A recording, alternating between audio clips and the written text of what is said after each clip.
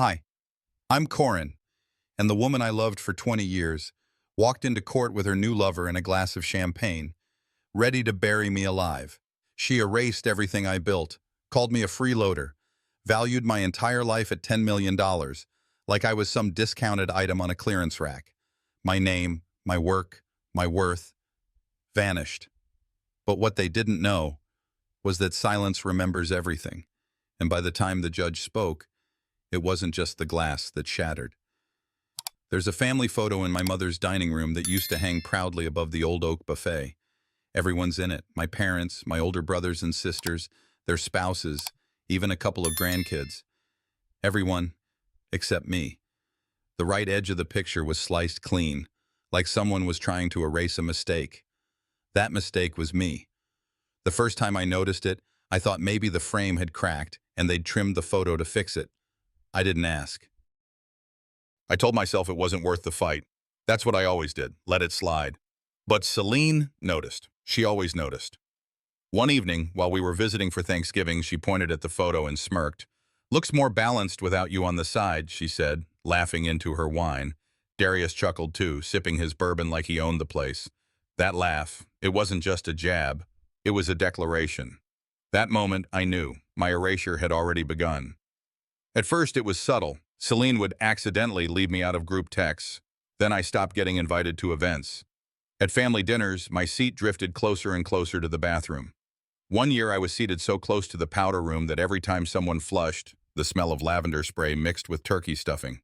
But nothing hit me harder than that night, 4 years ago, when Celine stood in the center of my family's dining room, arm linked with Darius, and raised a glass.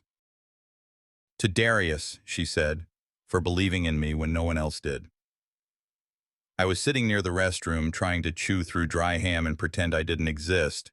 My brother nodded along. My sister clapped. Even my mother smiled like it was a wedding toast. No one looked at me.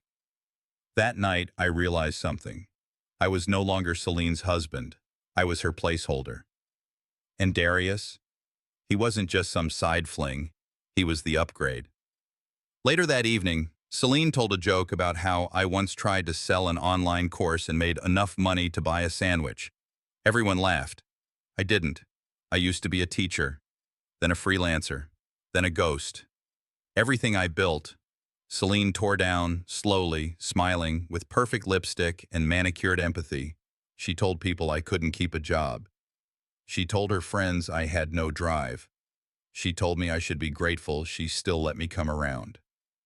I used to think maybe I was too sensitive. Maybe I should just grow thicker skin. But then I saw the photo again, last week, when I dropped off a box of my late father's tools, and there it was, still cropped, still deliberate. They'd printed a new copy, they'd replaced the old frame, and I was still missing. Not a mistake, a message. I stood there in the foyer, the box of tools digging into my hip, and stared at the photo. For 10 seconds, maybe longer, long enough for my sister to walk by and say, "You good, Corin?" I nodded. Of course I nodded. What else would I do? Tell her I'd been erased from my own bloodline. Tell her I'd been reduced to an exhale in the background of Celine's new narrative. Tell her I felt like a shadow that used to live in the corner of someone's memory. No, I just smiled and walked out. On the way home, I stopped for gas. I sat in the car, engine off, and stared at the steering wheel. My hands were clenched. I didn't realize how hard until my fingers started to ache. It's funny how pain can hide like that, silent until it throbs. I thought about the years, 2 decades of being the patient one, the calm one, the good guy. All the times I let Celine shine while I dimmed myself down. All the times I convinced myself that love meant silence, that family meant swallowing pride, that being a man meant not crying, not lashing out, not breaking. But you know what? The glass only looks smooth until the crack starts. And that crack started with a photo. That cropped photo didn't just cut me out, it carved something open, something that had been waiting a long time. I just didn't know the war ahead. I didn't sleep that night. The promise I made to myself, never to let them humiliate me again, echoed in my head until the sun came up. I brewed coffee I didn't drink, ironed a shirt I'd never wear again, and sat for an hour staring at the wall. The silence in my apartment felt different that morning. Not peaceful, just empty. By 8:30 a.m., I was parked outside the courthouse, hands cold against the steering wheel despite the heat. I watched attorneys in dark suits walk past my windshield like soldiers headed into battle. I wasn't ready, but I went in anyway. Dallas County Courthouse smelled like lemon cleaner and bad news. As I rode the elevator up to the fourth floor, I tried to slow my breathing. Courtroom 4B, divorce court. Just a formality, they said. Just signatures and asset division. But I knew better. When I opened the heavy oak door, I saw them already seated. Front row, of course. Celine wore a red dress I hadn't seen since our last anniversary. Tight, smooth, not an ounce of mourning on her. Darius sat next to her, casual, confident, holding 2 flutes of champagne. My stomach twisted. "Really?" I muttered under my breath. She caught my eye and lifted her glass like a toast. "To freedom," she said loudly enough for the bailiff to hear. I didn't reply. I walked past them and sat alone at our side of the table, well, my side now. The clerk glanced over, then quickly looked away. The judge entered. Everyone stood. Gavel. Silence. "Ms. Celine Whitaker and Mr. Corin Whitaker," the judge began, voice dry. "We're here to proceed with the division of assets and finalize the terms of the divorce." Celine leaned forward. "Your Honor," she said, voice smooth as butter, "before we begin, I think it's important to clarify something. My business, my brand, was built entirely by me. Corin was supportive, sure, but he didn't contribute." Twist S3 hit like a slap. She said it with a smile. She said it like I hadn't taken out a second mortgage so she could open her first location. Like I hadn't built her website, answered customer emails, stayed up night after night tweaking her online booking system while she slept on the couch, dreaming of owning the wellness space. The judge raised an eyebrow but didn't interrupt. "And in fact," she continued, gesturing to Darius, "it was this man who helped me expand nationally. Not my husband. My business thrived despite him." Darius leaned in, voice louder than it needed to be. "I mean, Celine was dragging dead weight for years. She could have been so much further if she hadn't had to babysit." Laughter. From behind me. From the other attorney. Even the court reporter's mouth twitched before she caught herself. I didn't laugh. Twist S4 wasn't just Darius mocking me. It was them co-authoring my erasure. I looked down at my hands. They were gripping the edge of the table so tight my fingers ached. Again. Same spot as last night. Same pain. Only this time I welcomed it. It reminded me I was still here, still breathing, still fighting. The judge looked at me. "Mr. Whitaker, do you wish to respond to that?" Every fiber of me wanted to stand up and scream.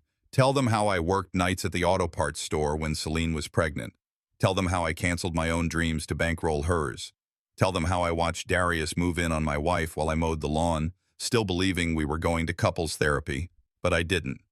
I straightened my shoulders, looked the judge in the eye, and said, "I have documentation I'd like to submit."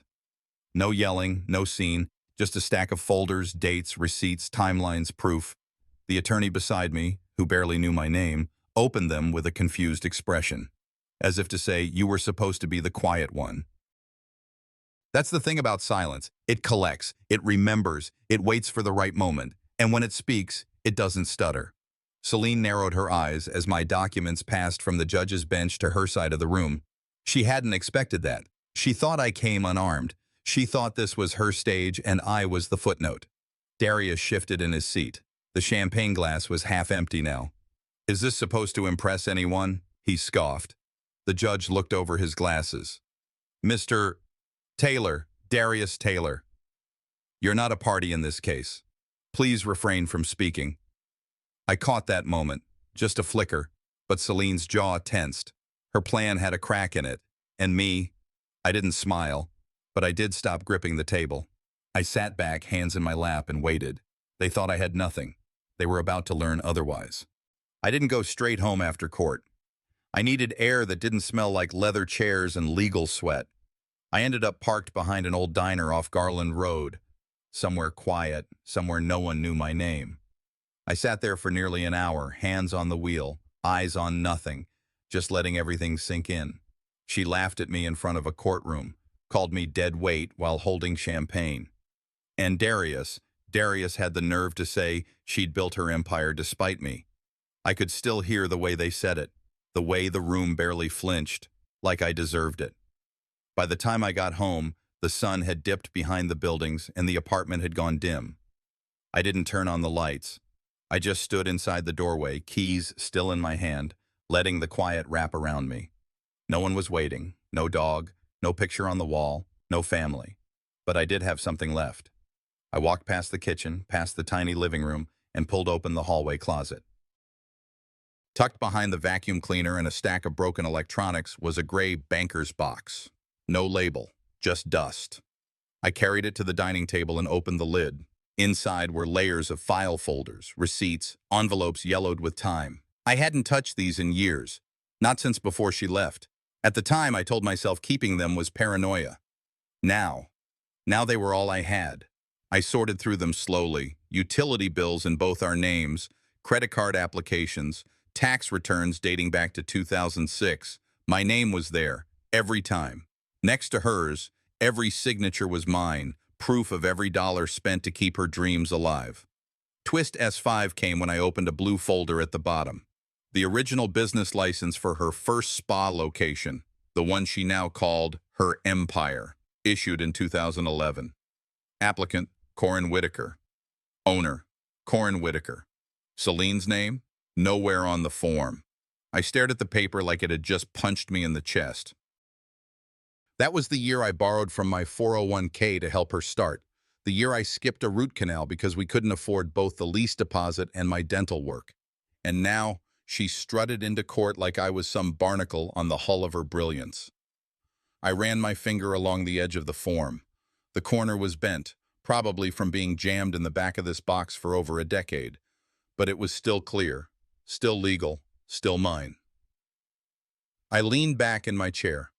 For the first time in months, maybe years, I felt something other than shame crawling under my skin. I felt ammunition. I kept digging. Old invoices I sent for consulting gigs, statements showing shared bank accounts, even hand-scribbled checklists with her handwriting next to mine, planning launch events. We'd done it together. She just didn't want anyone to remember that part. Then I found the envelope. It was plain white, sealed, no stamp. I recognized the handwriting right away. My father's. Sharp, clean cursive like he was still stuck in the military. I almost didn't open it. He passed 4 years ago. I hadn't read a word from him since. But my hands moved on their own. Twist S6 unfolded as I slid the letter out. Corin, it began. I know you think love means loyalty, and sometimes it does. But don't confuse silence with strength. I see how she talks to you. I see how you shrink when she's in the room. You deserve more than to be tolerated in your own home. Don't let her erase you, son. You matter.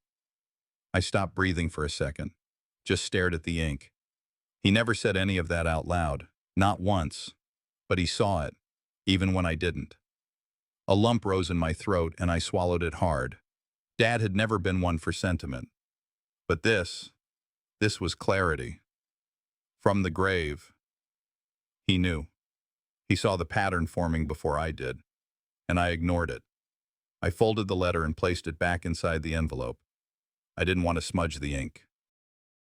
Then I closed the blue folder and stacked it on top of the rest. Celine thought I came into that courtroom with nothing. She thought I'd been too passive, too small, too slow to react. But I wasn't empty. I was prepared. I turned on the dining light and began sorting everything, by year, by category, building the timeline, loan agreements, capital transfers, leases with my name, emails I printed years ago out of habit, now gold. This wasn't about revenge, it was about truth. I wasn't just fighting Celine anymore. I was fighting the version of me who let it all slide, who mistook quiet for peace, who chose silence over dignity. And that version of me, he didn't make it out of that courthouse. I stayed up most of that night, sorting through files and rereading my father's letter.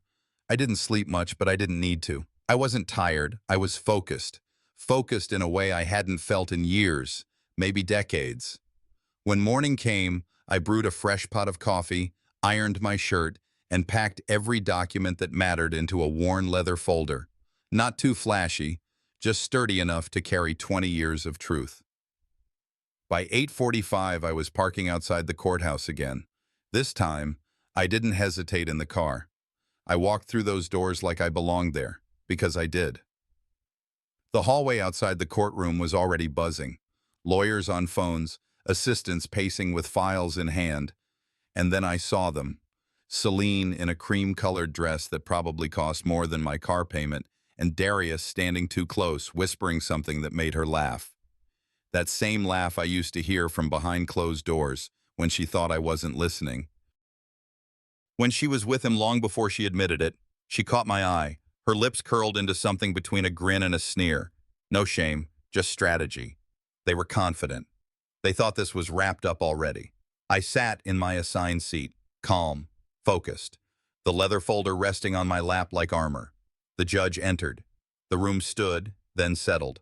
The hearing resumed. Celine was the first to speak, her voice syrupy, calculated. "Your Honor," she said, "I'd like to reiterate that the growth of my company and my success occurred entirely after I freed myself from unnecessary burdens." The room shifted. A few raised brows. One clerk typed something a little faster. Darius smirked beside her like they were giving a TED talk instead of testifying under oath. She kept going, eyes never meeting mine. I funded the expansions, negotiated every lease, handled all operations. Corin had no part in it. He wasn't interested. He was irrelevant. That word, irrelevant. It hit harder than I expected. It wasn't just a jab, it was an erasure. A final attempt to rewrite the past in front of strangers who held power over my future, but this time I didn't stay quiet. I sat up. Slowly. I didn't raise my voice. I didn't flinch. "If you keep calling me irrelevant, Celine," I said, "you may not like what I bring into this courtroom." Everything stopped. Even the clicking of the clerk's keyboard. She turned to look at me for the first time all day. Her eyes narrowed just slightly. Not enough for anyone else to notice, but I saw it. A flicker of recognition. A moment where she realized I wasn't bluffing. Darius leaned forward, trying to look casual. "Oh, please," he said with a laugh. "Don't tell me you've got a receipt from a dinner 10 years ago. You forgot to tip?" The joke didn't land. No one laughed. Not this time. I didn't respond to him. He wasn't the one holding perjury in his hand. I kept my gaze steady on Celine. "This isn't theater, Mr. Whitaker," the judge said, voice firm but fair. "Do you have evidence you intend to present?" I nodded. "Yes, Your Honor. But I was advised to wait until after her testimony." The judge gave a tight nod and motioned for Celine to continue, but she didn't. Not right away. Because the tone in the room had shifted. I could feel it. She knew I had something, she just didn't know what, and it scared her. For the first time, I wasn't chasing her. I was standing my ground. The rest of her statement was shorter than before, less performative. She chose her words more carefully. Darius tried once more to interject, but the judge shut it down. "Let Mr. Whitaker respond before we entertain any more commentary." When it was my turn, I didn't start with the business license or the tax returns. I started with something simpler. "I was there," I said. "Every step, every bank application, every signed lease, every marketing flyer we printed at the dining table. I didn't need credit. I was her partner. I wanted her to shine." I paused, let that settle. But I didn't disappear just because she changed the lighting. The judge looked at me carefully. "Do you have documentation?" "Yes," I said, lifting the folder onto the table. "A lot." I didn't open it yet. Not today. I didn't need to, not yet. Today wasn't about winning.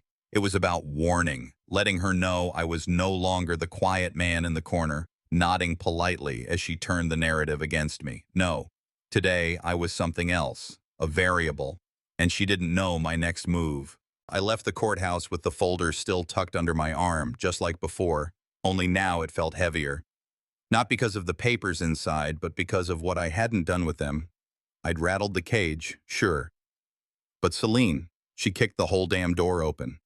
In today's hearing, she came armed with spreadsheets, meticulously prepared statements, selectively edited screenshots, financial timelines that skipped key dates like they didn't matter.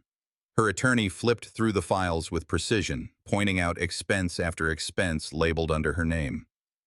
Meanwhile, every contribution I'd made somehow vanished, like I'd been nothing more than a guest in my own life.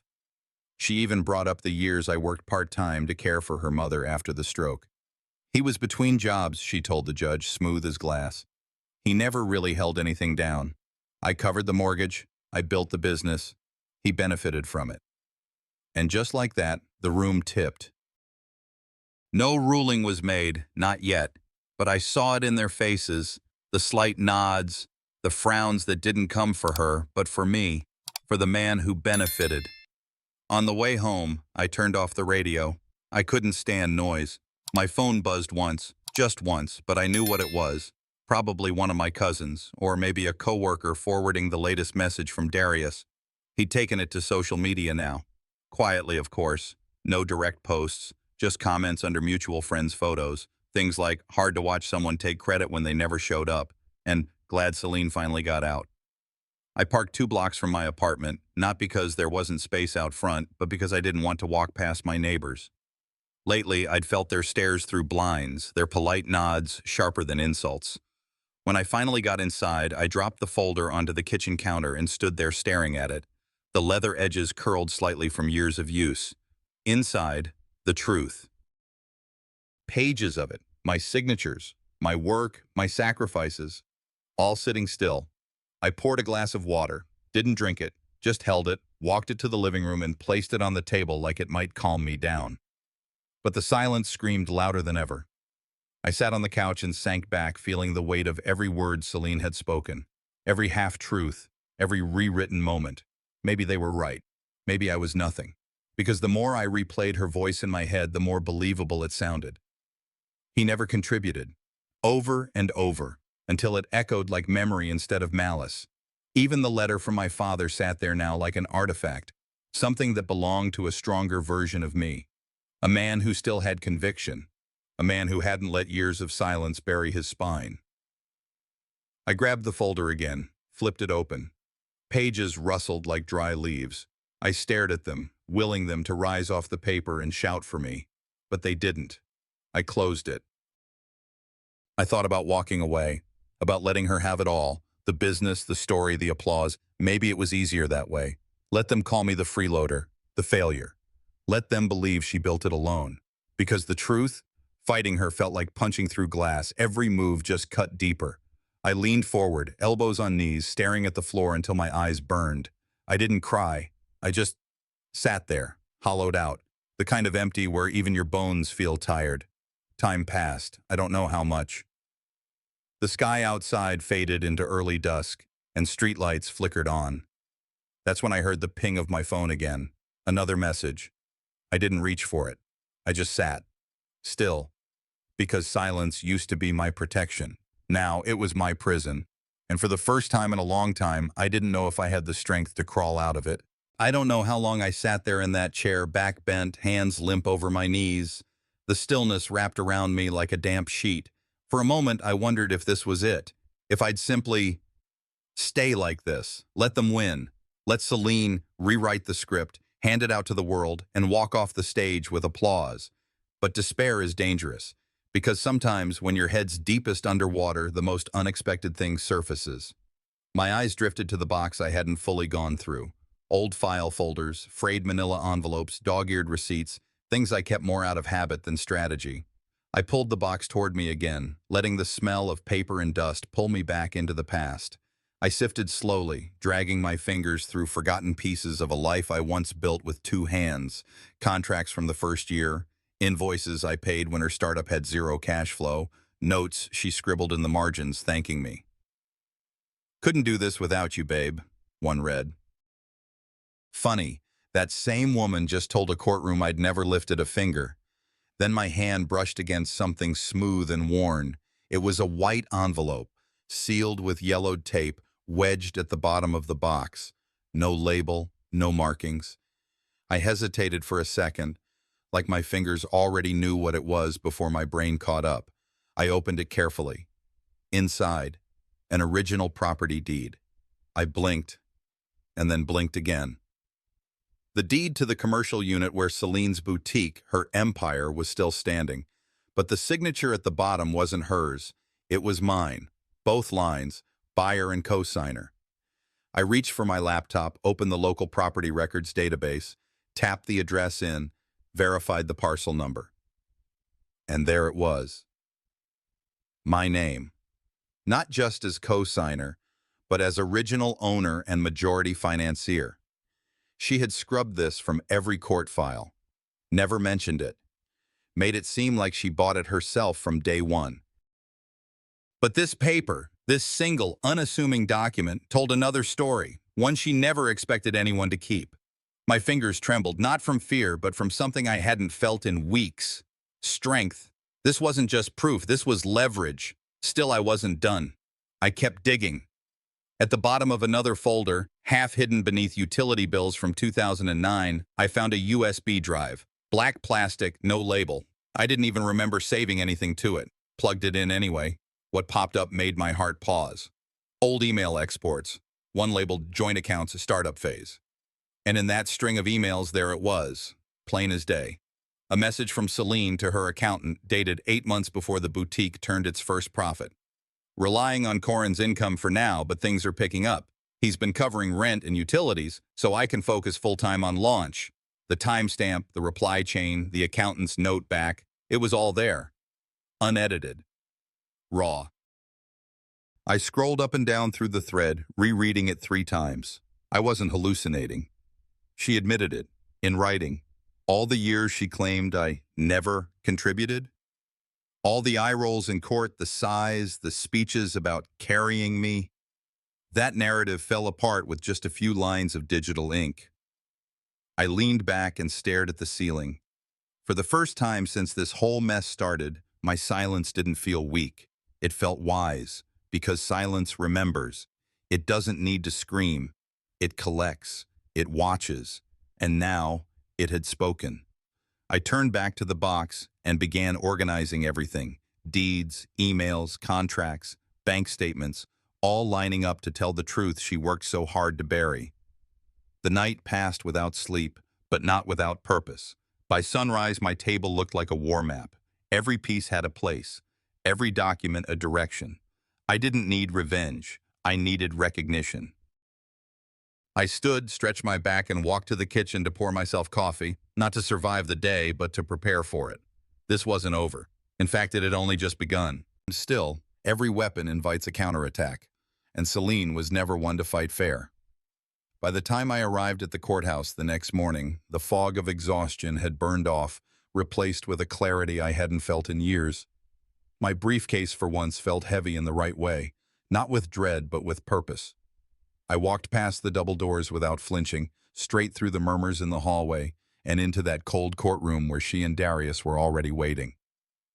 Celine sat cross-legged in a cream blazer and matching heels, tapping her phone while Darius leaned back like a man without consequences. She looked up and met my eyes with a slow, smug grin. Then she tilted her head toward her attorney, whispering something that made both of them chuckle. Darius even gave me a mock salute. Let them laugh, I thought. But then her attorney stood. Your Honor, we'd like to introduce a new exhibit. He handed the bailiff a folder. I watched it move through hands like a spark waiting for fuel. The judge opened it. His brow furrowed. These bank records, the attorney announced, suggest that Mr. Rourke transferred funds out of joint business accounts into private accounts in his name during the years in question. Gasps rippled through the small gallery. Someone from Celine's side whispered, "Knew it." I didn't move. The judge looked up. Mr. Rourke, do you have a response?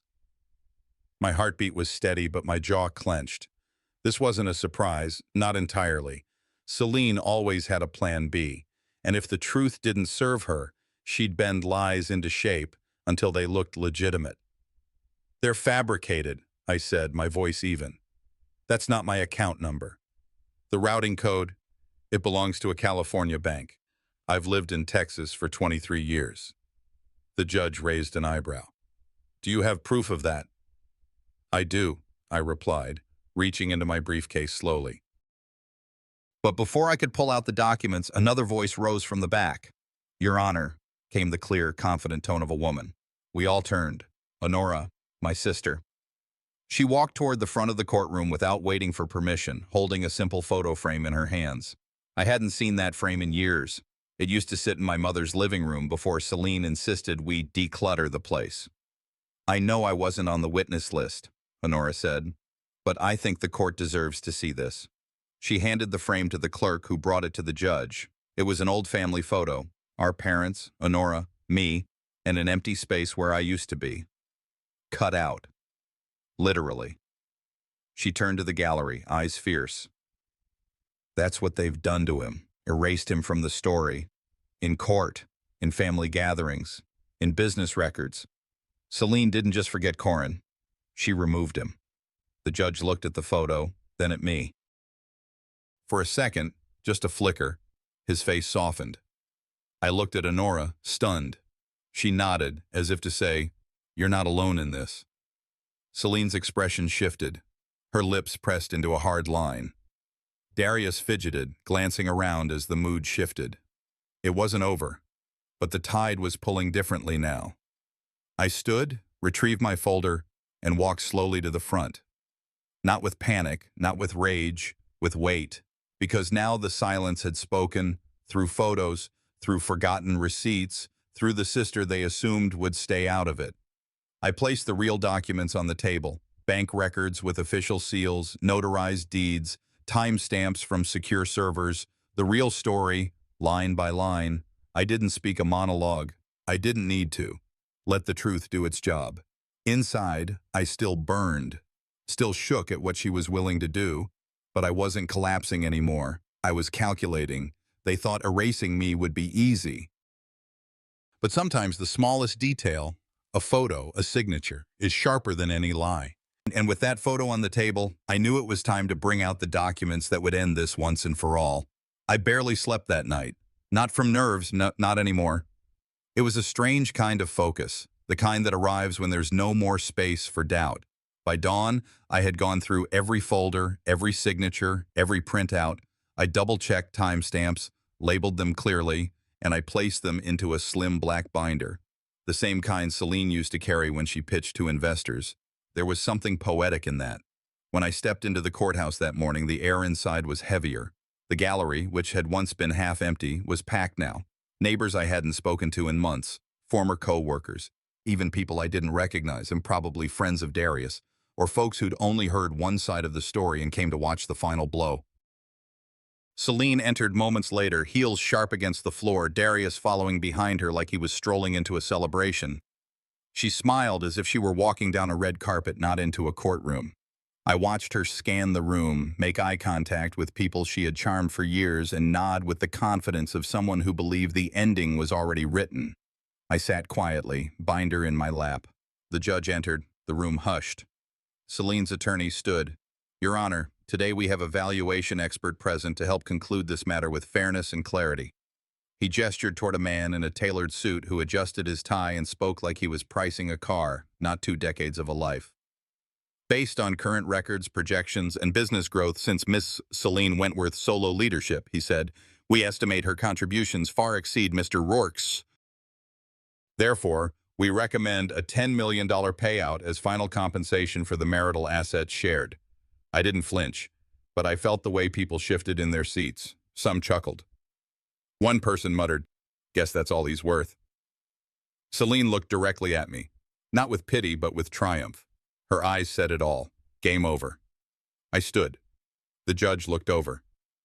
Mr. Rourke, do you have something to present? Yes, Your Honor, I replied, voice calm, hands steady. I walked up with the binder and handed it to the bailiff. Inside our original property deeds, I began, signed and notarized, ownership documents placing me as the sole financial backer of what later became Celine's current business, contracts showing my role in the foundational years, and an email chain from Celine, dated and verified, admitting that in the early years she relied fully on my income to fund the company while she built its brand. The judge opened the binder. The room went completely still. I could hear paper shifting as he flipped through. Then he read aloud, "Corin, I know I couldn't have done this without you. Your paycheck, your hours, your patience. It built this." The words echoed like thunder. Celine's face dropped. Darius shifted in his chair, adjusting his cuffs like it might save him. The smirk had vanished from Celine's mouth. Her lips parted, then closed, as if she was trying to summon a rebuttal, but her throat couldn't find one. "For years," I said, louder now, "I was the shadow in the photo, the man behind the curtain, the punchline to their cocktail jokes, the so-called freeloader." I turned toward the crowd, the neighbors, the former friends. "But here's what they never showed you, the receipts." A silence hung so heavy you could feel it in your bones. Celine didn't move. Darius looked like he wanted to. The judge continued reading, slowly, methodically. Each page in that binder pulled another thread from the illusion they had spent years stitching together. I sat down, heart steady. Vindication isn't loud. It's quiet, surgical. And in that moment, I didn't need revenge. I just needed them to see it. Not just the court. Them. The ones who whispered. The ones who laughed. The ones who never asked for my side. Because now they didn't need to ask. They could read it. In her own words, when the judge finally spoke, even Celine's champagne glass couldn't hold steady. She had brought it again. A glass flute, this time rimmed with sugar like it was a party.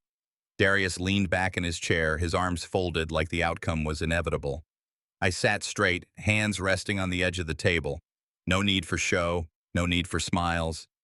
The courtroom was still packed, same faces, same air of curiosity, and thinly veiled judgment. But the mood was different. Something had shifted since the binder. Even silence carried weight now. The judge cleared his throat. "After reviewing all exhibits submitted into evidence," he began, "including documentation of financial origination, contractual participation, and email correspondence between the parties." Darius whispered something in Celine's ear. She half smirked. It was the same rehearsed expression she'd worn at fundraisers, court appearances, press interviews. Confident, camera-ready, untouched. The judge didn't look at her. He looked at the binder. "This court finds in favor of the petitioner, Corin Rourke."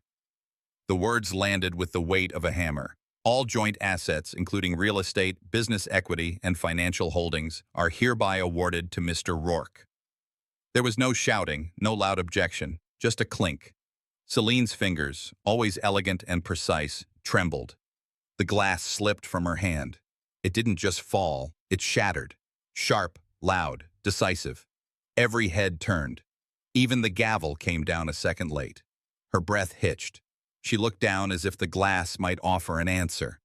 Darius reached out, but she pulled her hand away like it burned. For a moment, we were all frozen. I didn't say a word, didn't move.